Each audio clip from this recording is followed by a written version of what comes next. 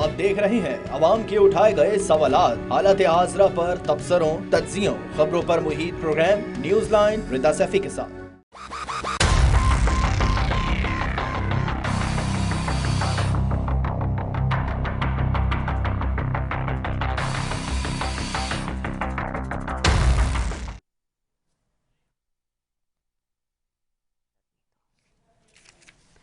अस्सलाम वालेकुम, मैं हूँ रिदा सैफी। नाज़रीन, मुल्क में महंगाई इस हद तक पहुँच चुकी है कि आवाम उसके लिए जान की बाजियाँ लगा रहे हैं। हाल ही में पाकिस्तान के मुख्तलिफ शहरों में मुफ्त आटे और कराची में ज़कात के हुसूल की तगोदौ में कई कीमती जानों की ज़िया की खबरें सुनने के बाद उम्मीद थी कि शायद हुकूमत की तरजीहात में कोई तब्दीली आ जाए, मगर अवामी मसाइल हुकूमत का मसला ही नजर नहीं आता। हुकूमत का मसला सिर्फ और सिर्फ इलेक्शन का इल्तिवा है। गुज़िश्ता रोज पीडीएम के बड़ों की एक बैठक हुई जिसमें लंदन से साबिक वजीर आजम नवाज शरीफ ने न सिर्फ शिरकत की बल्कि यहां तक कहा कि हमें इलेक्शन के हवाले से बनने वाले सुप्रीम कोर्ट के बेंच पर एतबार ही नहीं तो इसके फैसले पर एतबार कैसे होगा। सवाल ये पैदा होता है कि इलाज की गर्ज से 4 हफ्ते के लिए बैरून मुल्क जाने की इजाजत मिलने वाले नवाज शरीफ, जो कि एक 50 रुपए के स्टैम्प पेपर पर अपनी सारी चीजों को साइड करके और अदलिया के और इस कानून के और इस हुकूमतों के यहाँ पे मार के जा चुके हैं, गुजरने के बाद भी वतन वापसी पर नहीं आ रहे हैं, सारी दुनिया घूम फिर रहे हैं।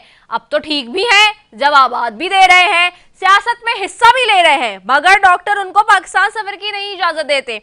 वो नवाज शरीफ ये कैसे मुतालबे कर रहे हैं जो कल खुद सजाएं भुगत रहे थे, जो खुद सजा याफ्ता मुजरिम हैं, कुछ तो लोग एब्सकॉन्डर्स हैं, वो आके कैसे सियासत कर रहे हैं। नवाज शरीफ क्या कह रहे थे, आइए सुन लेते हैं। बेंच ही कबूल नहीं है तो उसका फैसला कैसे कबूल होगा? सीधी बात है और कबूल होना भी नहीं चाहिए। और मैं बिल्कुल समझता हूँ कि जिस बेंच के ऊपर इतने एतराज़ात और फिर कोई ये डिमांड के लिए फुल कोर्ट बनाए, उसका फैसला सबको कबूल होगा। तो वो अगर नहीं बनता तो फिर 3 का बेंच क्यों? इसमें क्या मसलियत है? इसमें क्या जो है ना वो इसके पीछे क्या अवामिल कार फरमा है? जी, तो ये नवाज शरीफ साफ फरमा रहे थे।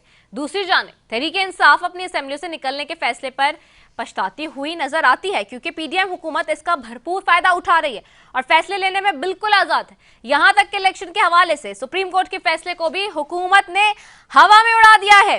और जबकि अब भरपूर अवामी हिमायत के बावजूद तहरीक इंसाफ एक साइड पर खड़ी दिखाई देती है।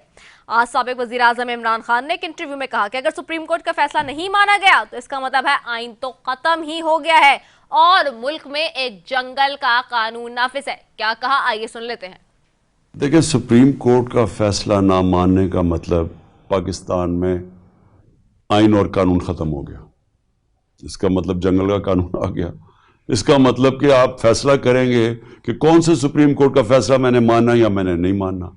अगर सो मोटो मेरे हक पे हुई थी हमारी, जब उन्होंने हमारे खिलाफ किया था इसी सुप्रीम कोर्ट ने, मैंने तो इलेक्शन अनाउंस करवा दिए थे, सुप्रीम कोर्ट ने हमारे खिलाफ फैसला दे दिया और उन्होंने इलेक्शन करके मुस्तरद करके शहबाज शरीफ को बना दिया।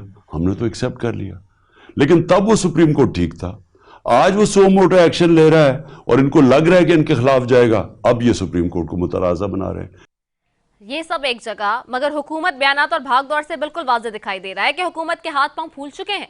IMF ही काबू में नहीं आ रहा कि सुप्रीम कोर्ट में आज खुद नोटिस ने भी इनकी नींदें उड़ा दी हैं। कल वो सुप्रीम कोर्ट की कार्रवाई का बायकॉट का ऐलान करते हैं और आज उनके वकला अदालत में पहुंच जाते हैं हुकूमत के, जिस पर खुद सुप्रीम कोर्ट के जजेस भी हैरान थे।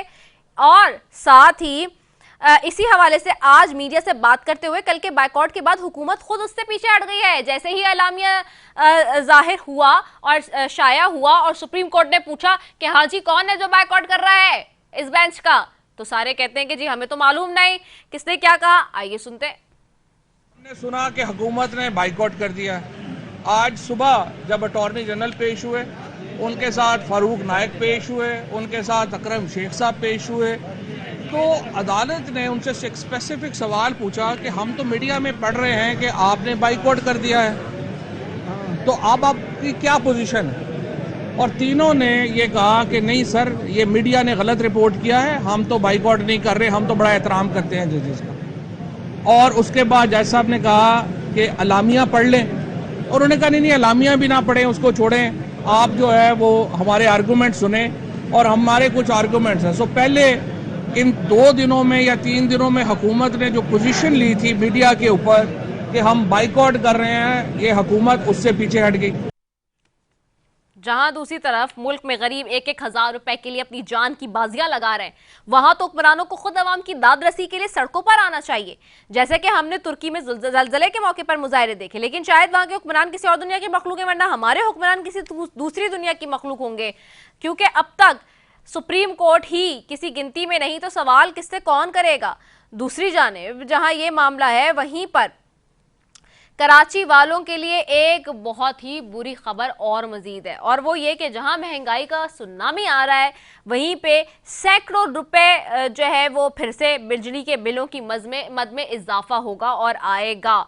ना सिर्फ ये, बल्कि एक ये भी मामला कि जी जो करप्शन के केसेस हैं और स्कैंडल्स हैं, वो सिंध गवर्नमेंट में, सिंध के अंदर एक बाद 2 3 4 एक के ऊपर एक आ रहे हैं, लेकिन किसी को कोई पुरसाने हाल नहीं है। इस मुल्क का मकसद और इस मुल्क का असल मायने कुछ समझ में नहीं आ रहे कि हो क्या रहा है।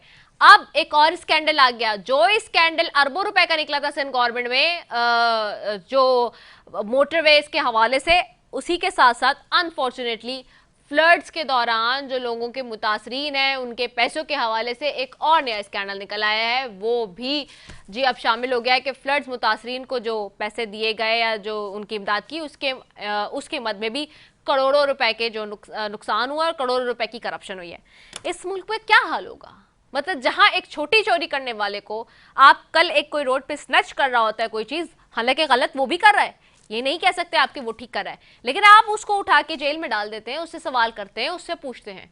और एक जो अरबों रुपए की चोरी कर रहा है, जिसमें वजीर आजम शहबाज शरीफ भी शामिल हैं, जिसमें उनके बेटे हमजा शहबाज भी शामिल हैं, जिसके अंदर नवाज शरीफ भी शामिल हैं, जिसके अंदर हमारे मुल्क के दीगर सियासी जमातों के सरबराहान भी शामिल हैं। उसमें करप्शन में जरदारी साहब का भी नाम है, उसमें उनकी बहन का भी नाम है, हजारों लोगों के नाम है, लेकिन उसके बावजूद हम उन सियासतदानों को वापस लाते हैं और उनको लाके कुर्सियों पर बिठा देते हैं। तो ये इस मुल्क का अलमिया है अनफॉर्चुनेटली, जो कि हक बात है और करनी चाहिए, क्योंकि इसके बाद इस मुल्क की तकदीर नहीं बदलेगी। अगर आज हमने नहीं बदली तो फिर कब बदलेगी और कैसे बदलेगी, ये बहुत बड़ा सवाल है, क्योंकि अब हम अदलिया पर भी हमले कर रहे हैं। यानी कि जो सही बात अपने लिए करे तो वो कहते हैं ना, मीठा मीठा हप हप और कड़वा कड़वा थू थू हो रहा है इस मुल्क में। अपनी मर्जी के फैसले आए तो खुश, अपनी मर्जी के ना आए तो ना खुश, अपनी मर्जी से फैसले दिए जाएं तो खुश, अपनी मर्जी से फैसले ना दिए जाएं तो ना खुश। ये कैसा निजाम है? इस निजाम पे और रोज बात हो रही है, लेकिन समझ से नहीं भालाता है कि कोई इस पे कोई एक्शन नहीं हो रहा, कोई सुनने को तैयार नहीं है। बहरहाल अब इस वक्त हालात ये हैं कि सुप्रीम कोर्ट ने पंजाब के पी इलेक्शन इत्तेफाक केस की समाअत जो मुकम्मल करके आज फैसला महफूज कर लिया है, और फैसला जो है वो अब सुनाया जाएगा, उसमें देखना है क्या होगा। लेकिन उसमें काबीना का खुसूसी इजलास जी अभी 8 बजे तलब हुआ है और इस वक्त वो चल रहा है।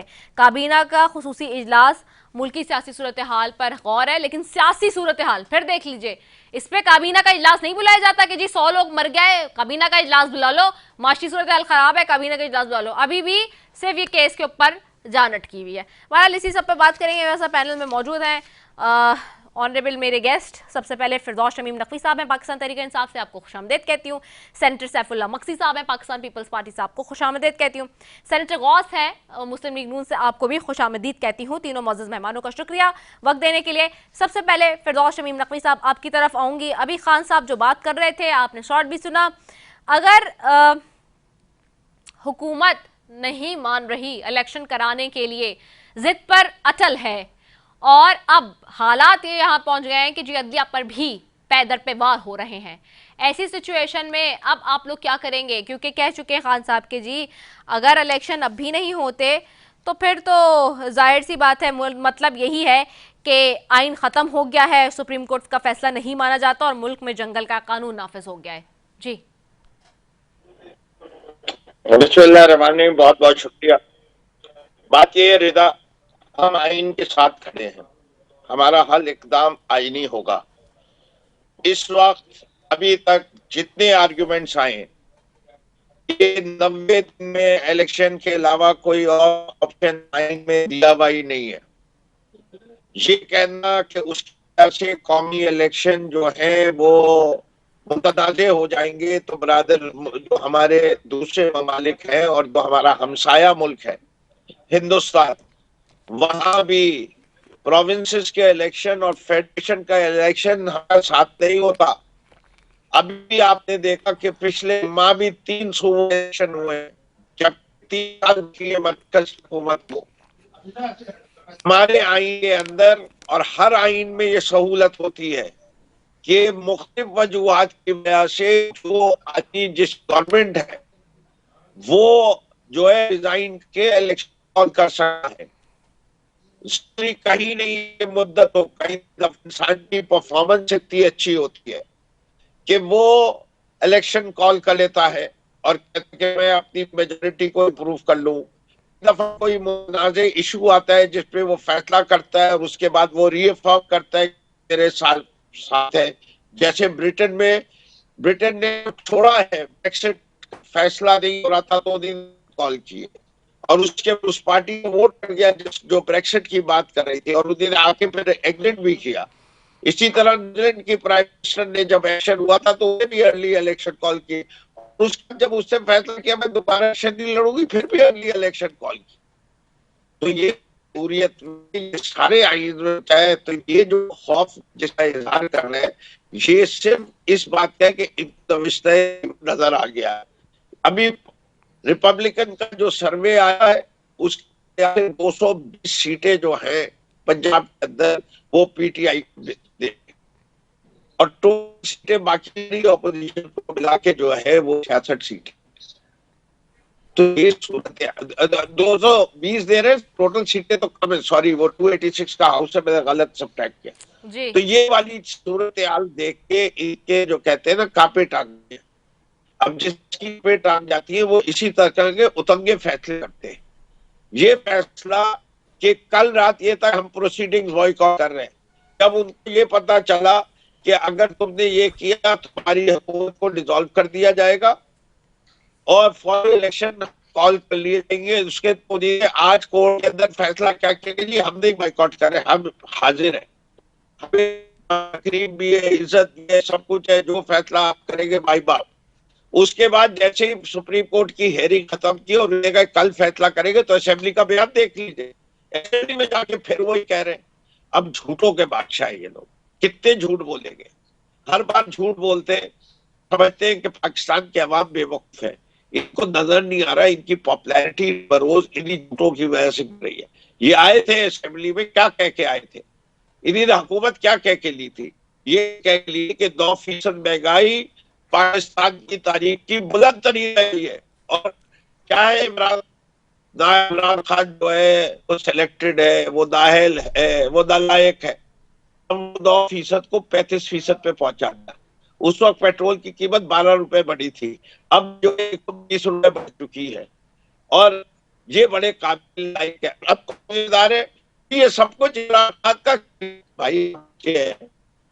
आप दूध पीते हुए बच्चे, आप भी निकले होंगे कि आपको नजर नहीं आ रहा था कि इमरान खान ने इनकार कर दिया, जो गलत बात है, हमने कोई इनकार नहीं किया, लेकिन कहते हैं तो भाई आपको नजर तो आ रहा था कि आपने क्या क्या फैसले हुए, क्या क्या मुश्किलात आएंगी, आपके पास तो 4-4 वज़ीर-ए-आज़म थे आपकी उसके अंदर और आप उसके बावजूद इस पे गए। चलो जब तक मैंने हुकूमत करनी थी कर ली, अब इनको दे देता हूँ, ये बन जाएंगे और मैं जो हूँ बड़ा अच्छा नजर आऊंगा सारी दुनिया सामने, जो कि अब भी नजर आ रहे। लायक कौन हुआ? इमरान खान। अच्छा सियासत हुआ, लायक होता है लो, तो फिर तुम क्यों हुकूमत करना?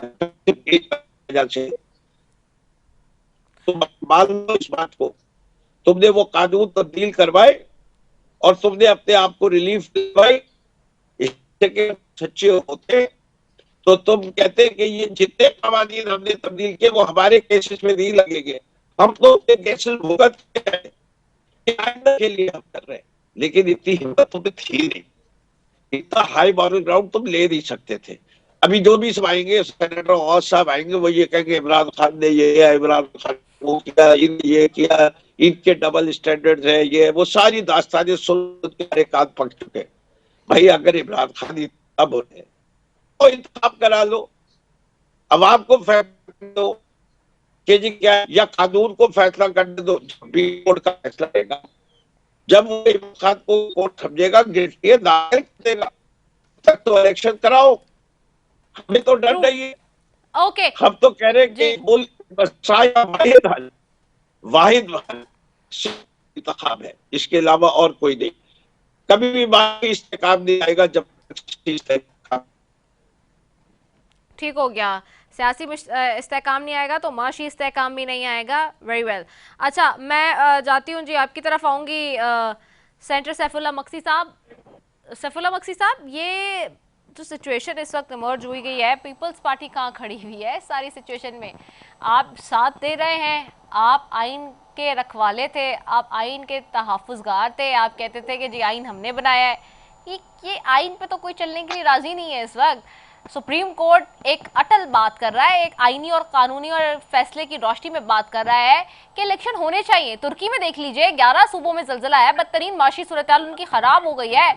वो उनका लीरा पाकिस्तानी उसमें आप चेक करें तो पहले 35-36 रुपए का होता था, आज 12-13 रुपए पे चला गया, यानी कि बहुत डिवास्टेशन आई है वहां भी, ऐसा नहीं है। लेकिन उसके बावजूद इलेक्शंस करवा रहे हैं एर्दोगान साहब, जबकि उनको पता है कि इस दफा वहां पे उनकी पॉलिटिकल वो ग्राउंड नहीं है, इतना स्ट्रांग नहीं है, और एर्दोगान साहब के बहुत चांसेस है इस दफा हारने के। डिस्पाइट ऑफ दैट वो करा रहे हैं इलेक्शन। वो तो नहीं कह रहे कि जी मुल्क की मईशत खराब है, जलजला आ गया इसलिए इलेक्शन नहीं होंगे। तो ये कौन सी बात है इलेक्शन ना कराने की, और क्यों अटल है सारे के इलेक्शन नहीं होने चाहिए? अगर इतने मसाइल हैं आपके साथ, जैसे कि बता भी रही हैं आपकी साथ जो जमातें बैठी हैं वो आके संभल कुछ रहा नहीं है, IMF आपकी नहीं सुन रहा है, तो इलेक्शन कराए, जान छोड़े मुल्क की, और मतलब जाहिर सी बात है, और जो भी सारी सिचुएशन है उसकी, और घर जाए और दोबारा से देखें कि जो आता है उसको वेलकम करें, जो नहीं आता वो घर पे बैठे ऑपोजिशन करे। जी बिस्मिल्लाहिर्रहमानिर्रहीम। Thank you Rida for having me on the show. बिल्कुल आपकी बात इस हद तक तो सही है कि सियासी जो टेम्परेचर है बहुत हाई हो गया है, लेकिन इसमें आप 2-3 चीजें मैं अर्ज करूंगा जी। कि एक तो इलेक्शन की तारीख हुकूमत की जिम्मेदारी नहीं है, वो इलेक्शन कमीशन ऑफ पाकिस्तान की जिम्मेदारी है, और उन्होंने ये डेट दी है। जहां तक के ये बात चल रही है बॉयकॉट वगैरह की, जो मैंने भी थोड़ा बहुत न्यूज में देखा इधर, मैं ये बताता चलूं कि गवर्नमेंट जो है वो कभी भी सुप्रीम कोर्ट का बॉयकॉट नहीं कर सकती। ये एक अजीब सा कोई सिचुएशन तो ये बात आप लोग अपने मियां साहब को क्यों नहीं समझा रहे? परसों उन्होंने ही आके कहा बायकॉट बायकॉट बायकॉट। जी आप बात मुझे कंप्लीट कर लेने। गवर्नमेंट कोई भी गवर्नमेंट हो, वो कभी भी सुप्रीम कोर्ट एक इदारा है, आईनी इदारा है, उसका बॉयकॉट नहीं होता किसी प्रोसीडिंग का। लेकिन जो पिछले हफ्ते हमने देखा, जो सुप्रीम कोर्ट के अंदर से कंट्रोवर्सीज निकली हैं, जो कि एक अनफॉर्चुनेट बात है, इस तरह पब्लिक में ये नहीं होना चाहिए, जजेस का जो आपस की डिस्कशंस हैं या जो भी है। लेकिन गवर्नमेंट ने एक राय जरूर ये ली कि जी जो ओरिजिनल बेंच बना था उसके हिसाब से मार्च 1 की जो ऑर्डर निकला है वो हतमी ऑर्डर नहीं था। ये एक मौकफ है, गलत हो सकता है, वो सुप्रीम कोर्ट ही उस पर फैसला देगी, इसमें कोई शक व शुबात नहीं है। और जैसे कि आज की प्रोसीडिंग के बाद हमने देखा कि फैसला महफूज है, और वो फैसला जब आएगा तो जाहिर है गवर्नमेंट या कोई भी जो इदारा है पाकिस्तान के, जितने भी इदारे हैं वो बाउंड होते हैं बाय सुप्रीम कोर्ट जजमेंट। और हमने देखा कि आज फिर एक लेटर इशू हुआ था ऑनरेबल सुप्रीम कोर्ट के एक सीनियर जज की तरफ से टू द रजिस्ट्रार। तो वो खैर इंटरनल मामले हैं सुप्रीम कोर्ट के। जहां तक बॉयकॉट की बात है या किसी की ओपिनियन की बात है, ओपिनियन हो सकती है, किसी सियासी जमात की ओपिनियन हो सकती है, कोई अपना मौकफ दे देता है कि क्या है क्या नहीं है। कोर्ट के ऑर्डर्स आ जाते हैं, लेकिन उनको जो है एक मुसलह जत्थों के को सामने लाया जाता है, और फिर वो ऑर्डर्स इम्प्लीमेंट नहीं होते। लॉ इन्फोर्समेंट एजेंसीज को हरासा किया जाता है ताकि वो ऑर्डर कोर्ट के होते हैं, गवर्नमेंट का कोई ऑर्डर नहीं होता, गवर्नमेंट किसी को नहीं अरेस्ट करती।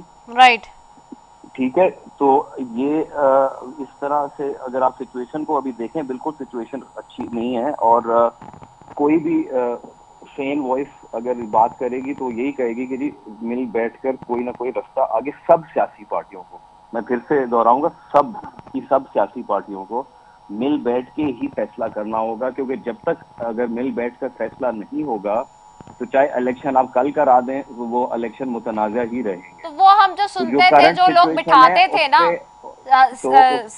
बात सुनो मेरी, मैं सेंटर सैफुल हक साहब, मैं क्या कह रही हूँ, मैं ये कह रही हूँ कि जो लोग बिठाते थे पहले, माजी में तो बड़ा मशहूर था ना, जो लोग बिठाते थे बीच बचाव कराते थे, तो वो तो कह रहे हैं हम तो हट गए हैं अब, तो फिर ये हालात इसी तरफ जाएंगे। बिठाने वाली बात नहीं है, सियासी पार्टियों को खुद ये फैसला करना होता है, कोई बिठाने वाला नहीं होता इस तरह के मामला में।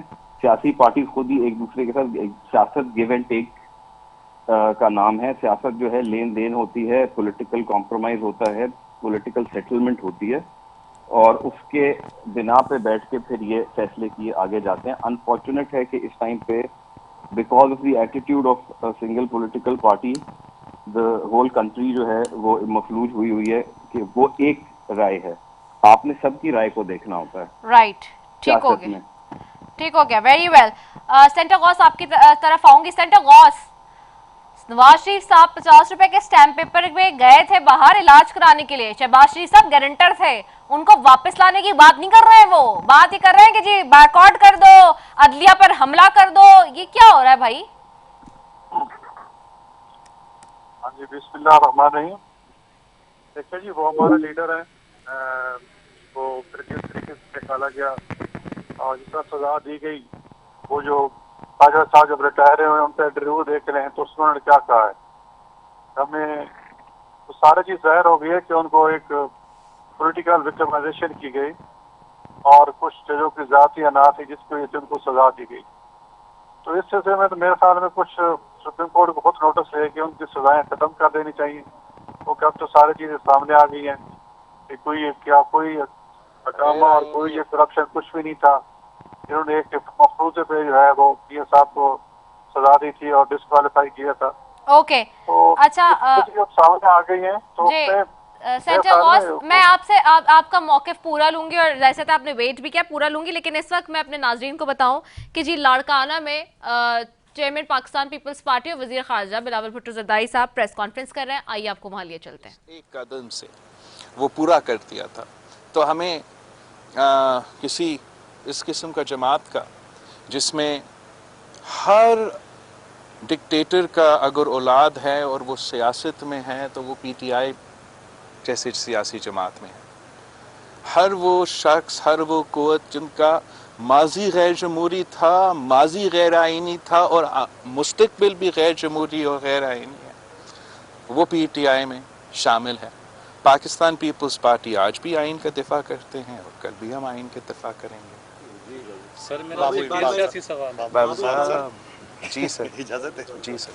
सर इस वक्त जो बज़ाहिर नज़र आ रहा है अदलिया दो हिस्सों में बटी हुई है, और अदलिया के इस किस्म के बढ़ जाने से मुल्क पे क्या असर होगा, आइनी बहरान बढ़ेगा, किस तरह इस अदलिया के इन चीज़ों को जो है आप फेस करेंगे? आपने बड़ा टाइमली और अहम सवाल पूछा है हमसे। बिल्कुल इस वक्त जो है जो सब कुछ अदलिया में हो रहा है वो मुल्क के सामने है, कौम के सामने है, और मैं समझता हूँ कि माजी की तरह इस वक्त हमारा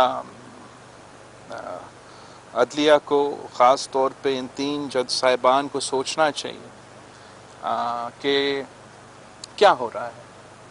मैं समझता हूँ कि इस वक्त ये तो इलेक्शन का सवाल नहीं है, ये कोई आम सा ट्रायल नहीं चल रहा है, हमारा सुप्रीम कोर्ट ऑफ पाकिस्तान का ट्रायल चल रहा है। वो अपना किरदार से साबित करेंगे कि क्या वो अदालत है, अदालत पाकिस्तान है, इंसाफ करने वाला अदारा है, आइन का तहफ़्फ़ुज़ करने वाला अदारा है, या वो टाइगर फोर्स बनना चाहते हैं। जो तनकीद इस वक्त हो रहा है आला अदलिया पे, वो आप जो सियासतदानों की बातें हैं वो आप तो छोड़ दें ना, मैं तो सियासी बात करता हूँ। जो तनकीद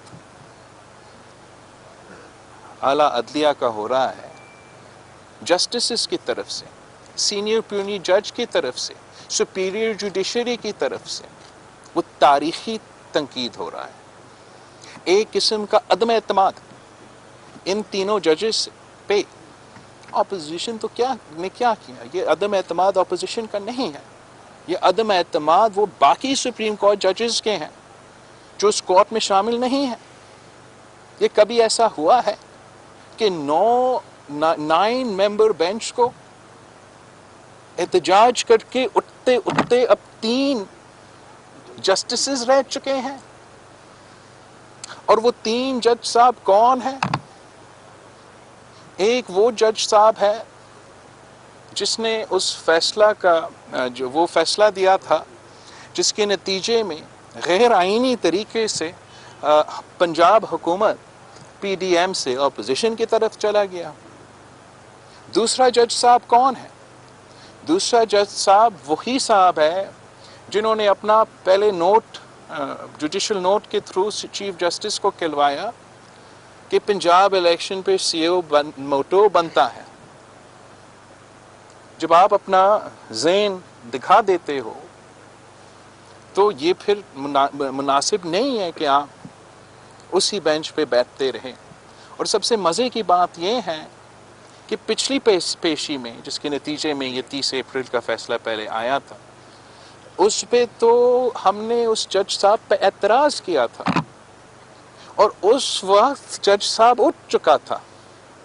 तो जब अब उसी केस का कंटिन्यूएशन हो रहा है तो वही जज साहब एजाजुल एहसन साहब कैसे इस वक्त तक इस बेंच का हिस्सा है?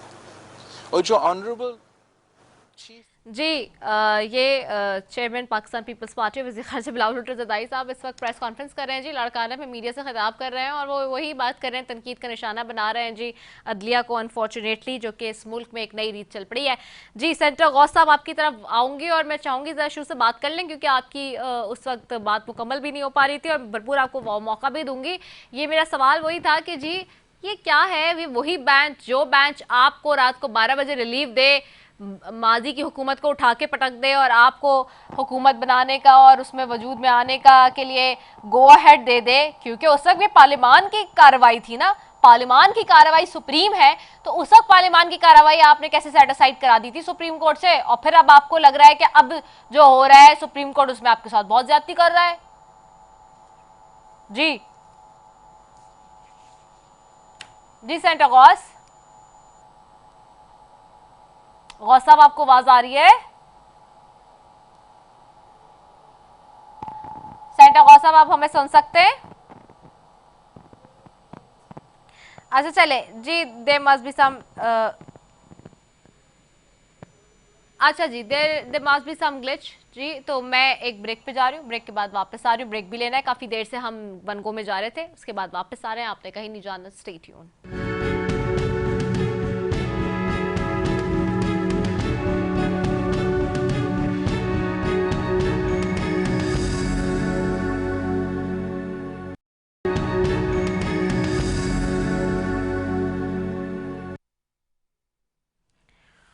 वेलकम बैक नाज़रीन। सेनेटर गौस की तरफ जाऊंगी। सेनेटर गौस साहब ये क्या माजरा है कि वही सुप्रीम कोर्ट है, वही जो है चीफ जस्टिस हैं, उन्होंने पहले पार्लियामान की कार्रवाई को सेट असाइड किया तो उस वक्त आपको सुप्रीम कोर्ट सुप्रीम लग रहा था। आज वो पार्लियामान की कार्रवाई की बात करते हैं, कोई बात करते हैं तो आज आपको अपनी सजदाती लगती है। तो ये डल मुनाफिक जो आप लोगों का रवैया है सुप्रीम कोर्ट के लिए, ऑनरेबल चीफ जस्टिस के लिए, ऐसा क्यों है जी? सेनेटर गौस साहब आपको आवाज आ रही है?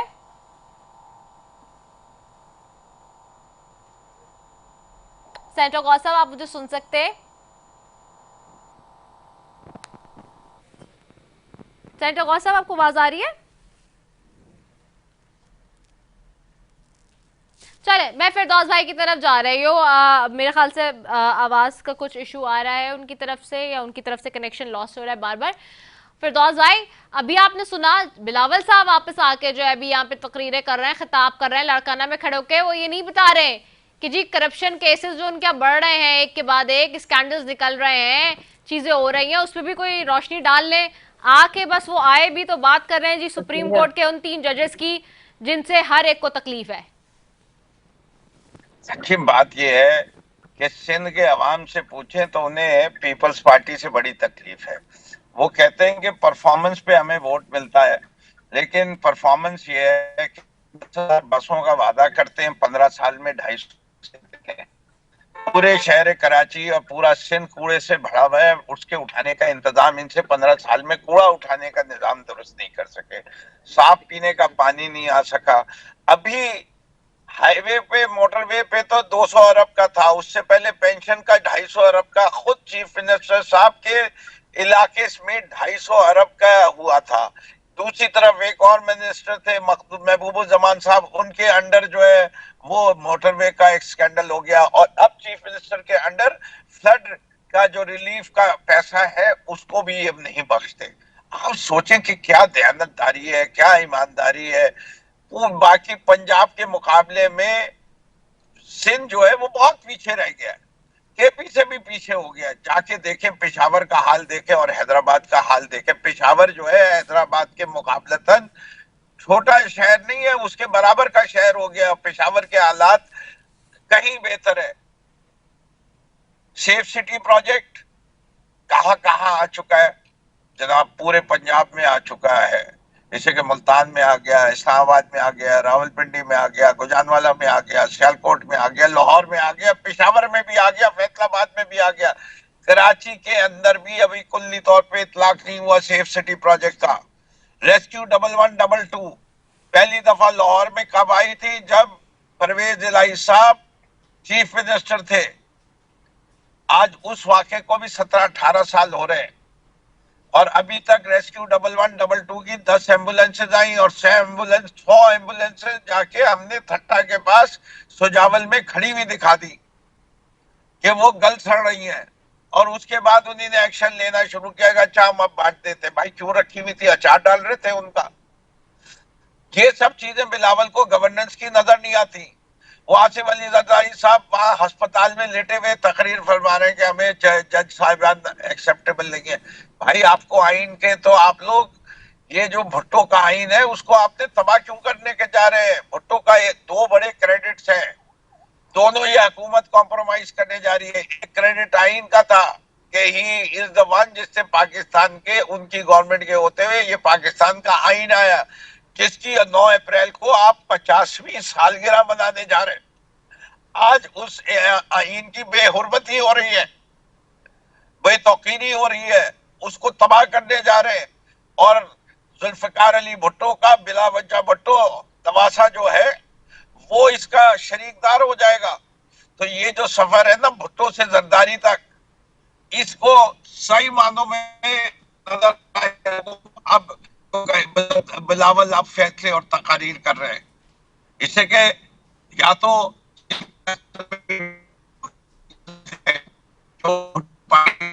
के जो लोग हैं उसमें एतजाज एहसन बोले, लतीफ खोसा जिनको आइन समझ में आता है। इनका हरला रब्बानी क्यों खामोश है? ताजदार हैदर क्यों खामोश है? क्यों नहीं बोल रहे वो इस मौजू के ऊपर कि हम भुट्टो से, बिलावल भुट्टो से एग्री करते हैं? वो नहीं एग्री करते, वो डिसएग्री करते हैं। लेकिन उनमें शायद उतनी हिम्मत नहीं आ रही, वो मॉरल करेज नहीं आ रहा कि जो कहें कि Bilawal Bhutto is wrong, Zardari is wrong.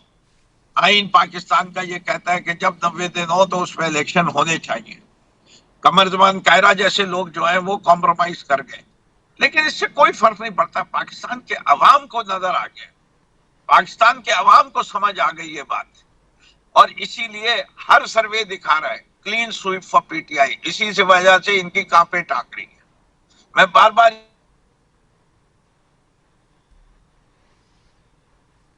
जी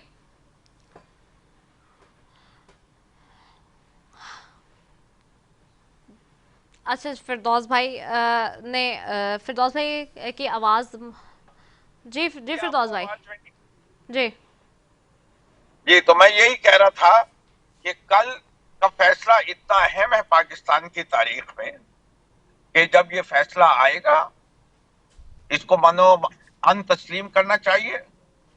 इसके अंदर मैं ये समझता हूं कि 90 दिन जो आइन में लिखा हुआ है, आइन की बेहुरमती नहीं होनी चाहिए। ऑलरेडी ये सुप्रीम कोर्ट अपना फैसला दे चुका है 90 दिन के। ये कॉन्टेम्प्ट ऑफ कोर्ट की हेयरिंग है, ये फैसले की हेयरिंग नहीं है, ये कॉन्टेम्प्ट ऑफ कोर्ट की हेयरिंग है। इसके अंदर ये फैसला होना है कि सजा क्या देनी है इनको, इलेक्शन कमीशन ऑफ पाकिस्तान को, या उन अनासिर को जो इलेक्शन कमीशन ऑफ पाकिस्तान से कॉपरेट नहीं कर रहे हैं, जिससे कि कोई ना कोई तो कसूरवार है कि ये 90 दिन वायलेट हुआ है, चाहे उसके अंदर फौज है, चाहे उसके अंदर सिविल इंतजामिया है, या इलेक्शन कमीशन ऑफ पाकिस्तान है, या हुकूमत वक्त है, उसकी मिनिस्ट्री ऑफ फाइनेंस है जो पैसे देने को नहीं तैयार। क्या शर्म की बात है कि एक टीवी का चैनल ये कहने के तैयार हो गया कि हम 20 अरब रुपए जमा करके दे देंगे अगर पैसा आ जाए, कि पाकिस्तान के अवाम एडिशनल टैक्स दे देंगे, पाकिस्तानी ओवरसीज पाकिस्तानी कंट्रीब्यूट कर देंगे। लेकिन बात अजीब है, सूरत हाल मेरी समझ से बाहर है कि ये किस तरफ और किस रुख हम जाके बैठेंगे। सही। सेंटर सैफुल्लाह मक्सी साहब आपकी तरफ आऊंगी। सैफुल्लाह मक्सी साहब, ये एक तरफ हम देख रहे हैं कि मोटरवे स्कैंडल्स में मरकजी किरदारों ने सैलाब मुतासरीन के फंड में करोड़ों की करप्शन का इंकशाफ सामने आया है। ये सिंध की बात हो रही है, मिठियारी मोटरवे की। सिंध में एक के बाद एक करप्शन के केसेस आ रहे हैं, कहीं से भी कुछ भी उठा लो वहाँ नीचे अरबों की करप्शन है, और एक तरफ हम कहते हैं कि जी पैसे नहीं इलेक्शंस के लिए। ये क्या डुअल हमारे पास रवैया है? और फिर आके बिलावल साहब का सिर्फ और सिर्फ 3 जजेस के हवाले से और इस पर बात करना बड़ा सरप्राइजिंग लगता है कि एक इतने काबिल नौजवान इंसान, जो कि नौजवान इंसान है, वो भी इस तर्जी सियासत पे चल रहे हैं जिस तरह की माजी में होती रही है पाकिस्तान में। तो फिर बदलेगा क्या और बदलेगा कौन? जी रिदा, मैं पहले 2-3 चीजें क्लियर करता चलूं। जो जहां तक बात हो रही थी जरदारी साहब की, तो ये भी मैं याद कराता चलूं कि एज प्रेसिडेंट जरदारी साहब ने ही 1973 के आइन को उसकी ओरिजिनल फॉर्म में रिस्टोर किया था 18वीं तरमीम के तहत। अब ये बड़ी ओपनली खान साहब अपने व्यूज में कहते रहे हैं कि वो उस 18वीं तरमीम से, जिसपे सब पॉलिटिकल पार्टीज का मुतफिका ये यूनानिमस फैसला था जब 18वीं तरमीम पास की गई थी, और वो उन पे खदशात हैं। तो मैं ये नहीं कहता कि 18वीं तरमीम कोई हर से आखिर है जिससे इधर उधर नहीं किया जा सकता। कॉन्स्टिट्यूशन ऑफ एनी कंट्री जो है वो एक लाइव डॉक्यूमेंट होता है, और वो वक्त के साथ साथ उसके अंदर आईनी तरमीम, इसीलिए आईनी तरमीम का उसके अंदर आपको एक रास्ता दिया गया है कि वो हालात और वक्त के साथ आइन भी जो है अडेप्टेबल होता है।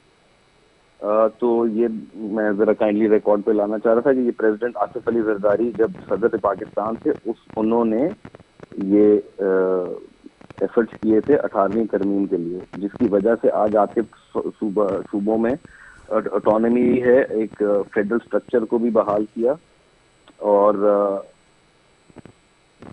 In the real sense constitution of 1973 को उसकी सही शक्ल में वापस बहाल किया, जो कि इन पीरियड ऑफ डिक्टेटरशिप उसके अंदर गैर आईनी तरीके से तरमीमात की गई थी। जहाँ तक बात आती है कि कहीं कोई करप्शन का इल्ज़ाम लगा है या कहीं कोई करप्शन का इंकशाफ हुआ है, तो मैं समझता हूँ कि ये पाकिस्तान में पहली दफ़ा नहीं है कि कोई इंकशाफ होता है या इल्ज़ामात लगते हैं। लेकिन ये ज़रूर होना चाहिए कि अगर कोई इस तरह के संगीन नौयत के इल्ज़ामात लगे हैं, उनकी पूरी तरीके से इन्वेस्टिगेशन होनी चाहिए, और वो उनकी जो भी उसके अंदर किरदार किसी का हो तो वो उनको सज़ा भी सख्त से सख्तर होनी चाहिए, और वो पाए तकमील तक वो पूरी इन्वेस्टिगेशन और प्रोसिक्यूशन होनी चाहिए। इसमें कोई दो राय नहीं है।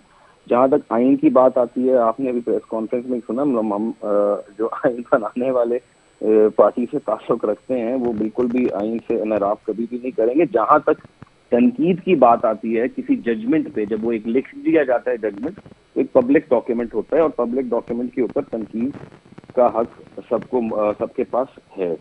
पीपल्स पार्टी की अपनी एक राय हो सकती है किसी जजमेंट के ऊपर। जहाँ तक बात आई कि हमें उस टाइम पे कोई तहफ़्फ़ुज़ात नहीं थे, जब रात के 12 बजे अगर कोर्ट खुला था, तो वो एक बहुत संगीन हालात थे जब एक असेंबली को गैर आईनी तरीके से एक मफरूज़े पे, एक बयानिए के तहत, एक जो कंस्पिरेसी थियरी के तहत जो है उस असेंबली को डिसॉल्व करने की कोशिश की गई, जिसके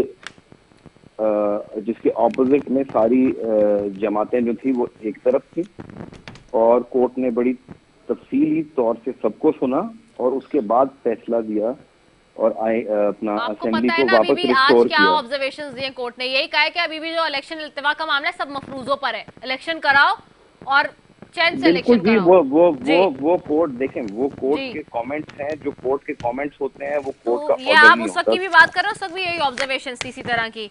बिल्कुल, जी कोर्ट की observations during the pendency of the case वो और चीज होती है, जो फैसला होता है वो वही होता है जो ऑर्डर में लिखा वो जाता है, जो फैसला अभी कल तक आ रहा है, नहीं पता आया। चलेगा अब आपको। जी तो ये कंट्रोवर्सी भी रिजा आप देखें तब से हुई कि जो 1 मार्च का ऑर्डर है वो इसका मतलब है कि ये सुप्रीम कोर्ट अब खुद मान गई है कि वो उनका तहरीरी फैसला नहीं था। अगर वो तहरीरी फैसला होता तो या तो फिर कोई उसके रिव्यू में जाता और ये प्रोसीडिंग्स अभी ना चल रही होती। कानूनी तौर पे मैं बात कर रहा हूँ, तो ये प्रोसीडिंग्स सही चल रही हैं, सही इसलिए सुप्रीम कोर्ट ने खुद ये बता दिया है कौम को और सारी पार्टीज को जो इन्वॉल्व हैं कि वो उसका तहरीरी फैसला इसका मतलब है नहीं था, और तहरीरी फैसला अभी आना है जिसको उन्होंने महसूस किया है। ठीक हो गया, बहुत शुक्रिया फिरदौस अमीन नकवी साहब आपका, सेंटर सैफुल्लाह मक्सी साहब आपका, दोनों मौजूद मेहमानों को शुक्रिया। I tried to take centre गॉस बट वो नहीं आए, दैट्स नॉट माय कंसर्न, अगर आपने नहीं आना तो ना आए, ठीक है। इस प्रोग्राम में हम इनवाइट करते जिन लोगों को उन्होंने आना है वो आए, नहीं देना चाहते मौक़िफ़ अपना, और वो हुकूमत से, आवाम से और इस निज़ाम से मुंह मोड़ के अपनी अना और ज़िद की खातिर मुल्क को बदतरीन अंजाम तक लेके जाने चाह रहे हैं, तो उनका अपना अंजाम ठीक नहीं होने वाला, ये याद रखें। इसी के साथ जी अपनी मेज़बान रज़ा सैफ़ी को दीजिए इजाज़त। पाकिस्तान जिंदाबाद।